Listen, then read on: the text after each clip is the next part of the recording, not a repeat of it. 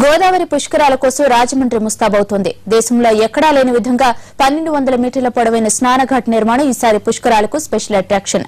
సమయం తక్కువగా ఉండడంతో పనులు జోరుగా జరుగుతున్నాయి. అయితే ఈ సందట్లో నాణ్యత గాల్లో కలుస్తుందన్న ఆరోపణలు పెరుగుతున్నాయి. గోదావరి పుష్కరాలకు ఇక 100 రోజులే మిగిలి ఉండటంతో పనులు సర్వేగంగా జరుగుతున్నాయి. ముఖ్యంగా రాజమండ్రి దగ్గర ఏర్పాట్లను ప్రతిష్టాత్మకంగా తీసుకుంది ఏపీ ప్రభుత్వం. వేడుకకు ప్రధాన కేంద్రమైనందున ఇక్కడ దాదాపు 5 కోట్ల మంది పుణ్యస్నానాలు చేస్తారన్న అంచనాతో స్నానఘాట్లు ఇతరితర సౌకర్యాలు కల్పిస్తున్నారు. సుమారు 240 కోట్ల రూపాయలతో పెద్ద ఎత్తున పనులు చేపట్టారు. కోటిలింగాల క్షేత్రం వద్ద ప్రస్తుతం 260 మీటర్ల పొడవున ఉన్న స్నానాల రేవును 1200 మీటర్లకు విస్తరించబోతున్నారు. పుష్కర సమయంలో ప్రతిరోజు ఇక్కడ కనీసం 1,00,000 మంది స్నానాలు చేయొచ్చు.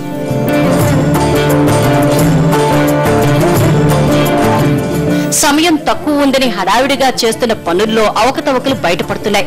ముఖ్యంగా రాజమండ్రిలో రోడ్ల నిర్మాణం కాంట్రాక్టర్లకు కాసులు కురిపిస్తోందన్న ఆరోపణలు వెల్లువెత్తుతున్నాయి. బాగున్న రోడ్ల మీద సైతం ఓ లేయర్ తారు వేసి కొత్త రోడ్డు వేసినట్లు బిల్లులు పెడుతున్నారట.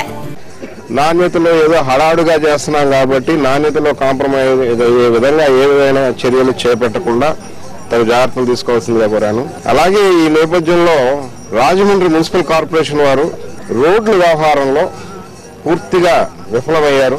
ఉన్న రోడ్ల మీదే రోడ్లు వేయడం, సర్ఫేస్ కవర్ చేసుకుంటా చేయడం జరిగింది. నా దృష్టికి వచ్చినాయి. తప్పకుండా వీటన్నిటి మీద కూడా తగు చర్యలు తీసుకునే విధంగా ఒక సైమల్టేనియస్ విజిలెన్స్ ఎన్ఫోర్స్మెంట్ కూడా కోరతాను. పుష్కర పనులు ఆలస్యంగా ప్రారంభం కావటం, సమయం తక్కువగా ఉండటంతో అన్ని పనుల నైపుణ్యత మీద అనుమానాలు పెరుగుతున్నాయి. మరో వారం రోజుల్లో ముఖ్యమంత్రి చంద్రబాబు గోదావరి పుష్కరాలపై రాజమండ్రిలో సమీక్ష నిర్వహించబోతున్నారు. అప్పుడైనా లోపాలపై చర్చ జరిగి నాణ్యత పెరుగుతుందని ఆశిస్తున్నారు రాజమండ్రి వాసులు.